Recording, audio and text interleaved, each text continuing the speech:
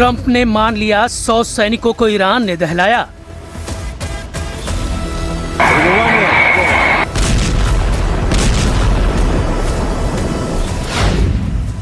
Trump ने कबूल कर लिया, ईरान ने 10 दोस्त देशों को पीट डाला।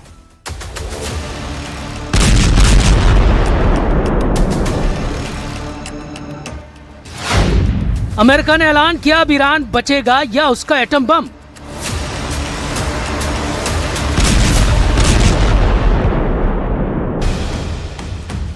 लेकिन ईरान बातें कम, हमले ज्यादा कर रहा है। ईरान ने फिर से कुवैत के एनर्जी और पानी के इंफ्रास्ट्रक्चर पर भीषण बमबारी की है। कुवैत ने जानकारी दी कि उसके बिजली और डिसैलिनेशन प्लांट पर भयानक हमला हुआ है। लगातार चौथे दिन ईरान ने कुवैत पर कहर ढाया है। कुवैत की तरह ईरान 5 देशों को कुचल रहा है। लेकिन अमेरिका की मार भी बड़ी डरावनी है। सुपर पावर ने अपने विनाशकारी हथियारों को युद्ध में झोंक दिया है।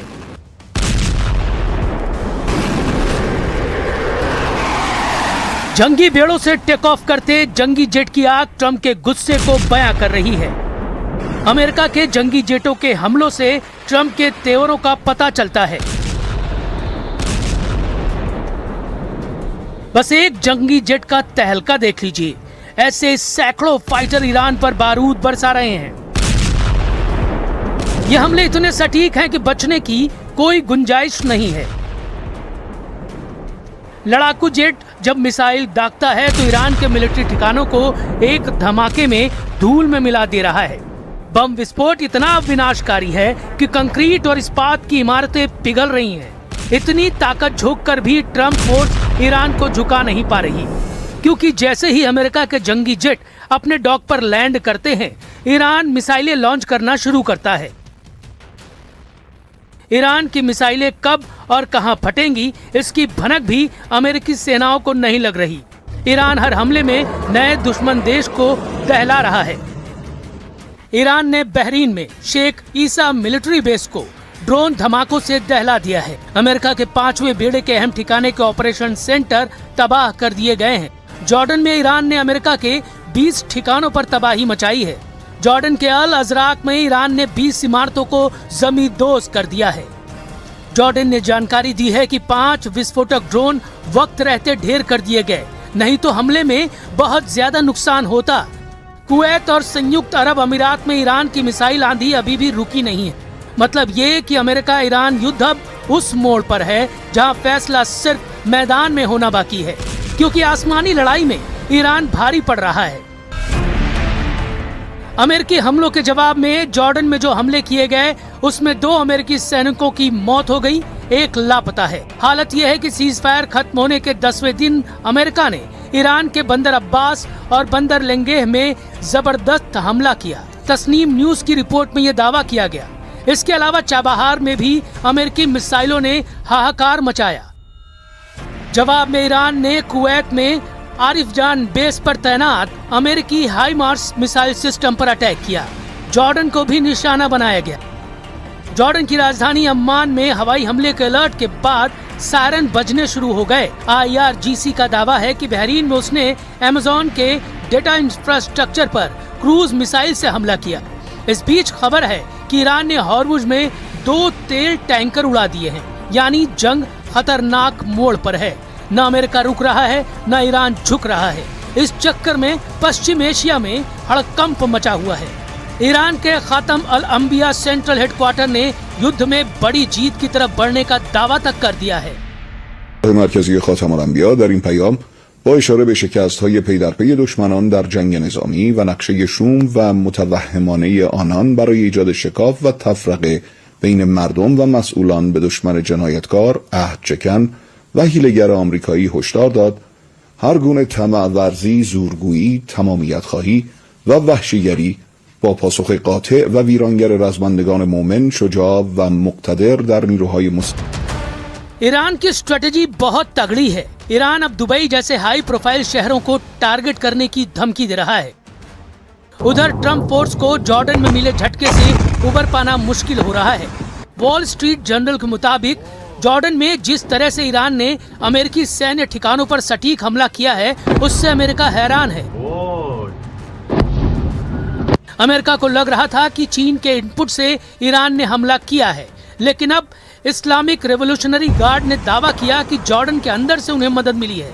वहीं जॉर्डन ईरान के दावे पर टोटल साइलेंट हो गया है, जबकि ईरान में अमेरिका की पिटाई पर जबरदस्त जोश दिखाई दे रहा है। तेहरान की गलियों में बैनर पोस्टर के जरिए ट्रंप को हराने का ऐलान किया जा रहा है।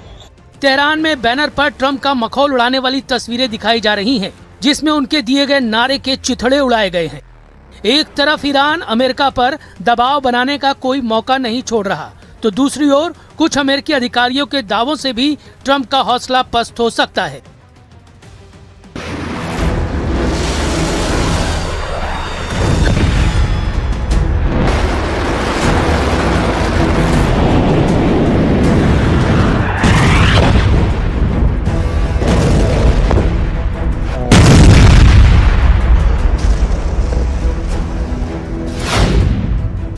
क्योंकि एक अमेरिकी अधिकारी ने दावा किया कि अमेरिका के पास ईरान के खिलाफ लंबा युद्ध लड़ने लायक मिसाइलें नहीं हैं। ब्रिटेन के अखबार टेलीग्राफ ने एक रिपोर्ट छापी, जिसमें उसने एक अमेरिकी अधिकारी को कोट किया और लिखा कि अमेरिका ईरान के साथ लंबे और बड़े सैन्य संघर्ष के लिए अपनी ताकत बढ़ा रहा है, लेकिन उसके सामने हथियारों और मिसाइलों के भंडार की कमी एक बड़ी चुनौती बन रही है। रिपोर्ट के हिसाब से अमेरिकी रक्षा अधिकारी को चिंता है कि अमेरिका को अपने रणनीतिक हथियार के भंडार को बनाए रखना है, क्योंकि चीन और रूस के मोर्चे पर भी अमेरिका को हथियारों की जरूरत पड़ सकती है।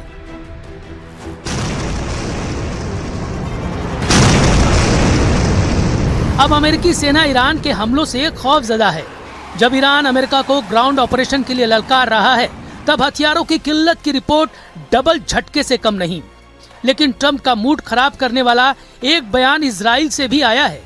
इजराइल के विदेश मंत्री बेजलेल स्मोट्रिच ने घोषणा की है, अब उनकी सेना ईरान युद्ध में शामिल होने के लिए तैयार नहीं है। स्मोट्रिच ने दावा किया कि मौजूदा हालात इजराइल के लिए सबसे अच्छे हैं, इसलिए वो ईरान में अपनी ताकत जाया करने की जगह हमास और हिजबुल्लाह का सफाया करने में लगाएगा। हालांकि इसके पीछे ईरान से आए मोसाद के इंटेलिजेंस को माना जा रहा है, जिसमें बताया गया है कि ईरान ने एटम बमों की लैब एक्टिव कर दी है। मोसाद ने रिपोर्ट दी है कि ईरान ने पिछले साल अपने यूरेनियम संवर्धन सेंट्रीफ्यूज को पिकैक्स माउंटेन के नीचे गहरी सुरंगों में पहुंचा दिया था। बीते साल जून में 12 दिनों तक चले इजराइल ईरान युद्ध के बाद यूरेनियम सेंट्रीफ्यूज को बेहद सुरक्षित पिकैक्स माउंटेन ट्रांसफर कर दिया गया था। पिकैक्स माउंटेन, जिसे माउंट कोलांग भी कहते हैं, ईरान का सबसे सुरक्षित परिसर है। यह ईरान के नतांज यूरेनियम संवर्धन केंद्र के पास है, जहां पर 2 गहरे भूमिगत सुरंग नेटवर्क हैं। ये सुरंगें अमेरिका के सबसे शक्तिशाली बंकर बस्टर बमों की पहुंच से भी बाहर है।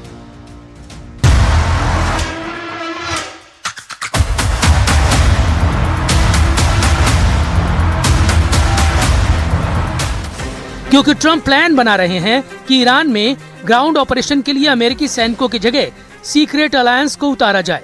अमेरिकी सेना का पहला टारगेट खर्ग आइलैंड पर कब्जे का है, जिसमें अमेरिकी फोर्स के साथ खाड़ी के उन सभी देशों की संयुक्त सेना ईरान में उतरे जहां हमले हो रहे हैं।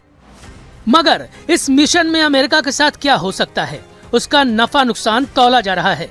ईरान के खार्ग और खुजेस्तान आइलैंड ट्रंप का पहला जमीनी हमला झेल सकते हैं, इसलिए इनके बारे में बहुत जरूरी है कि कुछ बातें समझ लीजिए। मैप पर देखिए, ये है खार्ग द्वीप, ये फारस की खाड़ी में है, जबकि मेनलैंड ईरान में ये जगह है खुजेस्तान। इस इलाके में ईरान का बॉर्डर इराक से लगता है। ये दोनों जगह इस वक्त युद्ध के हॉट पॉइंट बने हुए हैं। खार्ग द्वीप पर ईरान के तेल निर्यात का टर्मिनल है, यहीं से उसके 90% तेल का निर्यात होता है, जबकि खार्ग द्वीप से जो तेल निर्यात किया जाता है ईरान के खुजेस्तान प्रांत से निकाला जाता है। खुजेस्तान को ईरान की एनर्जी कैपिटल कहा जाता है। ईरान का 80% तेल खुजेस्तान की जमीन से निकाला जाता है। जाहिर है ईरान अपने पावर हाउस को बचाने के लिए पूरी ताकत झोंक देगा। ईरान की ग्राउंड फोर्स को ट्रंप हल्के में नहीं ले सकते। ईरान की फौज 6.5 लाख है। इसके अलावा पैरामिलिट्री, फोर्स 2.5 लाख के बराबर है, जबकि ईरान में एक्टिव बसीज फोर्स 20 लाख तक हो सकती है। ये तो सिर्फ सेना की बात है। ईरान के 9 करोड़ लोग अमेरिका से युद्ध करने का ऐलान कर रहे हैं। हालांकि ये तल्ख हकीकत है कि अमेरिका युद्ध में जीते बिना मैदान से हटता नहीं। अगर अमेरिका जीत से दूर होता है तो दुश्मन देश को ही तबाह कर डालता है। सुपर पावर से दुश्मनी मोल लेकर खाड़ी में कई मुल्कों का नक्शा बिगड़ चुका है। अभी ईरान पर ट्रंप सिक्योरिटी का बहाना बनाकर हमला कर रहे हैं। चुने हुए ठिकानों पर धमाके हो रहे हैं। जिस दिन अमेरिका ने फुल स्केल वॉर शुरू की, यकीन मानिए बर्बादी का अंदाजा लगाना मुश्किल हो जाएगा।